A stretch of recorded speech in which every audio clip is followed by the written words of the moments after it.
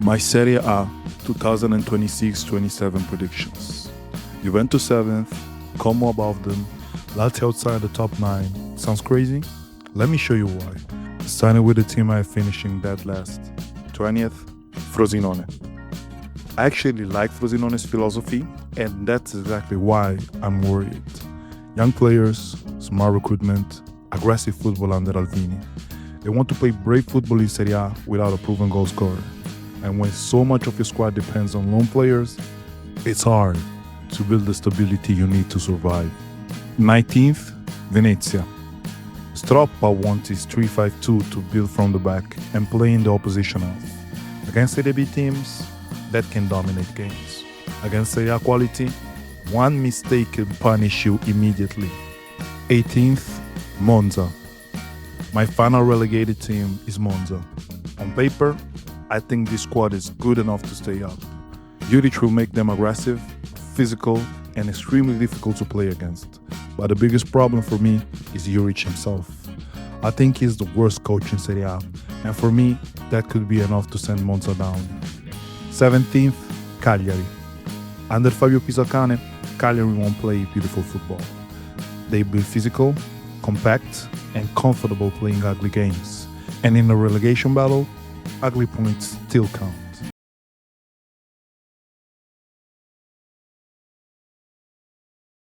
From here, the problem changes. These next 4 teams should be safe. So what's stopping them from going any higher? 16th, Udinese. Udinese are probably too smart to go down. Under Costa whcih, they keep doing what Udinese always do.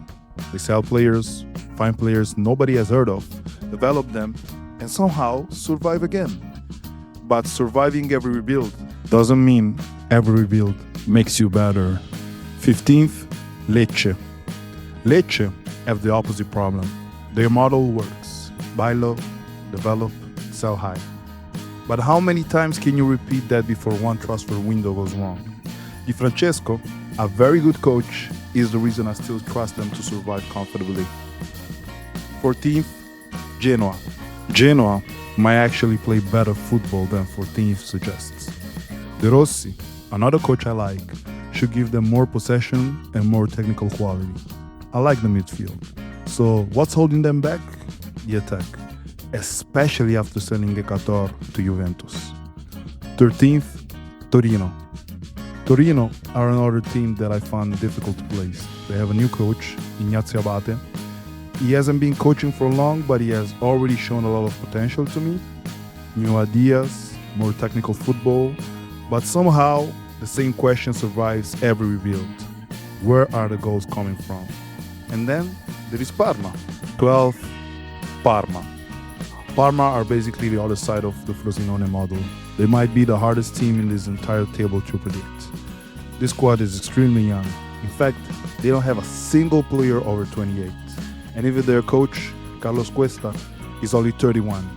So are they too inexperienced, or are they about to surprise everyone? Parma scouting has already shown it can identify serious talent. Whcih is a perfect example. And with a squad this young, improvement can happen very quickly. Parma could be a much better team in February than they are in August. Get ready for Corvi's breakout season though. 11th, Sassuolo. Berardi, Pinamonti, and Lorienté give Sassuolo an attack with a real European feel. So why only 11th? Because you can have all the attacking quality in the world, but if you can't defend, those goals will be worthless. But I trust Aquilani. I think he'll do a good job. And now, things get controversial. 10th, Lazio. Gattuso has quality to work with. Zaccagni, Rovella, and especially Frattesi could make this midfield dangerous. But compared to the teams above them, I still question the squad depth and the strikers' quality. I don't think Gattuso is a coach who handles pressure particularly well. Italy's performance against Bosnia and the early Coppa Italia exit against Serie B side Mantova showed exactly why I have Lazio 10th. Lazio is still a huge club, but that will not save them. 9th, Bologna. Under Domenico Tedesco, Bologna should still be a very well-organized team. They become brilliant at replacing players, but this time they have lost several important pieces at once.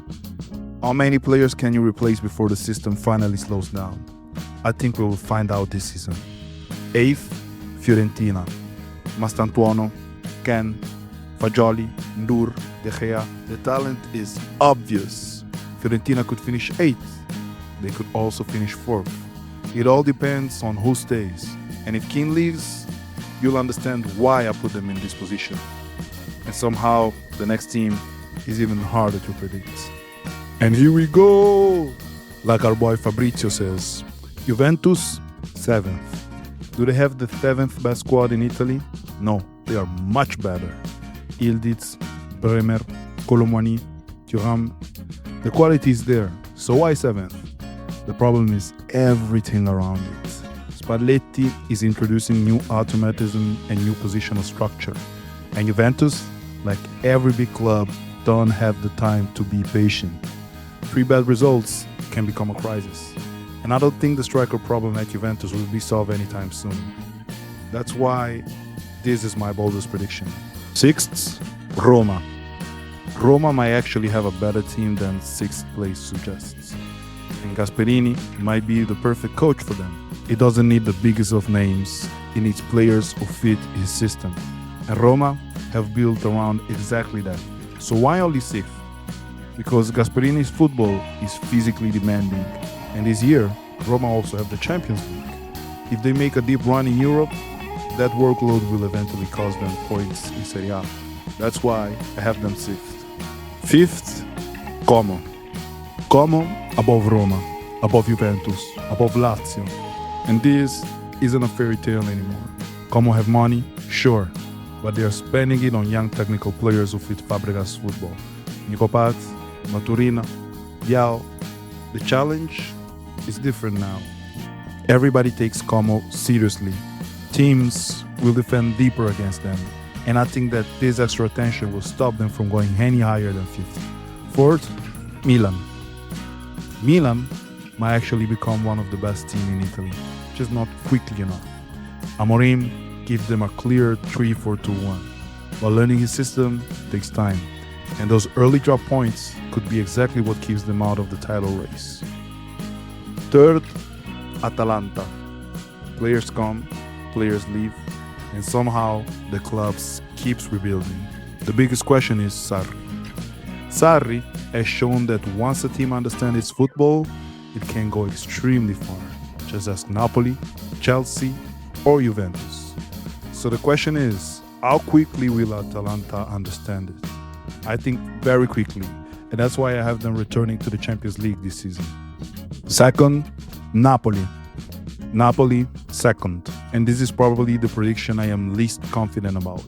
Because De Bruyne, Lobotka, McTominay, and Anguissa might be the best midfield in Italy. Allegri also knows exactly how to manage a title race. Yes, he's the king of Harambal, but this squad is simply too strong for me to see Napoli finishing below 2nd place. The only reason I don't have the 1st is Inter. 1st, Inter. Kivu wins his 2nd straight Scudetto. Why? Almost every other contender is changing. Juventus are learning Spalletti, Milan are learning Amorim, Atalanta are learning Sarri, Napoli are adapting to Allegri. Inter, they already know exactly who they are. The 3-5-2 works, the movements work. The core already understands the system. Their only real challenge was refreshing the squad without breaking it. And I think they did that. Spence, Stones, Jones, plus players who barely featured last season but have blossomed during the summer tournaments, like Andy Diouf. But the biggest reason I have Inter 1st is depth. They can almost feel 2 completely different starting 11s without a major drop in quality. Over 38 games, that matters. And that's why Inter are still my safest pick to win Serie A. So, quick recap. Frosinone, Venezia, and Monza go down. Juventus finish 7th. Como finish 5th. Napoli push Inter until the end, and Inter win Serie A. Now tell me, Which prediction is going to age the worst?